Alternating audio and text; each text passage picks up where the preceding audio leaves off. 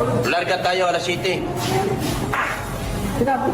Kinabukasan sa Maynila tayo. Mamimili tayo sa Binondo.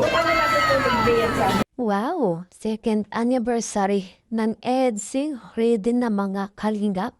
At ito nga po, itong pakilig ni Papa Eds, talagang Beyonce natin kinilig mga kalingap. Ano kaya itong mga pasorpresa ni Papa Eds o pasabog sa kanilang second anniversary mga kalingap? Pero bago po yan, isang mapagpalang araw muna po sa ating lahat. Magandang araw at gabi po dyan sa mga silent viewers at solid supporters ng EDSI. May galap shoutout po at kamusta po kayo? So yun po mga kalingap, may panibago po tayong pag-uusapan na yung araw. Ito nga pong second anniversary ng EDSI ay tuloy na mga kalingap Beyonce natin over sa kilig dito sa pasabog ni Papa Eds mga kalingap. Pero bago po yan, kung bago ka pa lang po sa aking munting YouTube channel, pa-like, share, and subscribe naman po at pakipindot na rin po ng notification bell para lagi po kayong updated sa aking i-upload na video. At paalala rin po, bago po tayo magbigay ng ating mga komento at opinion, itapusin po muna natin ang kabuuan ng video. Nang sa ganun po akma po ang ating i-comment mga kalingap. At lagi ko rin nga pong hiling sa inyo, ipasuloy po nating suportahan itong mag-ama na matubang sapagkat napakaganda nga po yung ipinapakita nila sa atin. Mga pagbibigay saya at tulong sa ating mga kababayan, isuportahan po natin at imaraton mga kalingap. Nang sa ganun nga po marami pa po silang matulungan, lalong-lalo na nga po dyan yung mga kapos sa pangailangan, imalingap po nila. At syempre, wag po nating kalimutang suportahan ang kanilang may bahay. Walang iba kundi si na Ate Edna Vlogs at Chucky Tafia. Wag po sana tayong magsasawang sumuporta mga kalingap. Iyaan po mga kalingap, balik po tayo sa ating pag-uusapan at tatalakayin ngayong araw. Ito nga pong patungkol sa second anniversary ng EDSI. Talaga natin masasabi na natin tuloy na ngayon mga kalingap. At itong si Papa Eds nga po natin talagang na-over sa kilig itong si Beyonce dito nga po sa pasabog itong ni Papa Eds mga kalingap. At yan nga po ang ating aabangan mga kalingap dito sa second anniversary ni Papa Eds at ni Beyonce mga kalingap sa EDSI. Sa ngayon mga kalingap, makikita natin itong si Papa Eds ay mukhang nauna na sa Manila para nga po maayos na ang lahat. Dahil itong si Beyonce natin, sinasabi mga kalingap na intaantay lamang kanilang wala ng pasok o kung kailan wala na silang pasok mga kalingap.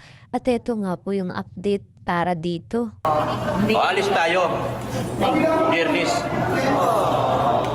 Alis tayo ng Biyernes.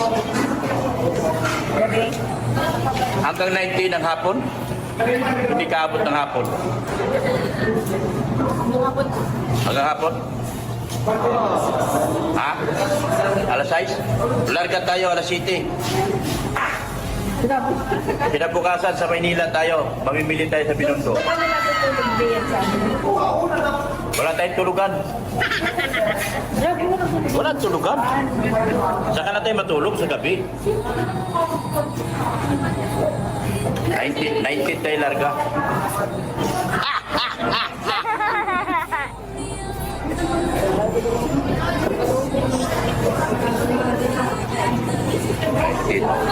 Sakto lang, no?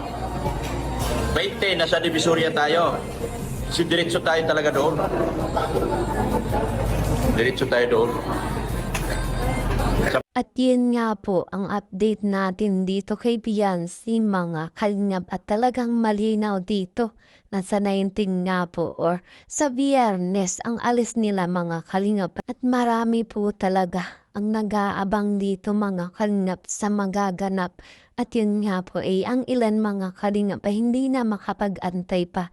At ngayon nga po talagang antabayanan po natin itong magaganap dito sa EDSI natin mga kalingap. At eto nga po, si Papa EDS natin katulad ng nasabi ko kanina ay nauna na nga po mga kalingap sa Manila itong si Papa EDS natin upang nga po may maayos na ang lahat at pagdating nga po nitong ni Beyonce ay larga na po sila. Munting staycation ngayon dito sa Tagaytay habang naghihintay kami sa anniversary ng EDSI po. Yan. Sila biglaan. Opo, wala pong ano man yun. Siyempre kami dapat magpasalamat sa inyo. Yan, kami ni Kuya JP, nila Norman, nila Tita, nila Ate Isla. Salamat po dahil siyempre wala naman kami kakilala dito eh. Talagang pinaano niyo po, pinatuloy niyo po kami ngayon. So thank you so much po sa inyo. Ay, punta na ito ng pasalubong.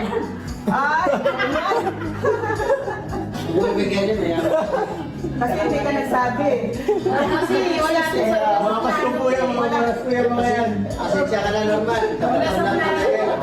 At yan nga po mga kalingap, grabe, makikita natin dito kay Papa EDS kung gaano nga po siya kasaya at ka-excite na dito sa mga ganap na second anniversary ng EDS si mga kalingap. At eto nga po mukhang itong si Papa EDS natin ay talagang excited nang maipakita ang kanyang pasabog dito kay Beyonce. Kung kaya mga kalingap masasabi nating kaabang-abang na nga ito at talagang magaganap na mga kalingap. At dahil nga po dyan mga solid supporters ng EDSI ay mukhang nagsasaya na ngayon mga kalingap at nagpapasalamat nga po sila dito kay Kalingap Rap sapagkat ito nga po ay natuloy dahil nga po nung nakaraan ay talagang medyo nagkaroon ng issue at ngayon nga po itong si Kalingap Rab ay naging busy din sa kanyang family vlog kung kaya mga kalingap talagang ngayon na lamang magaganap itong second anniversary ng EDSI.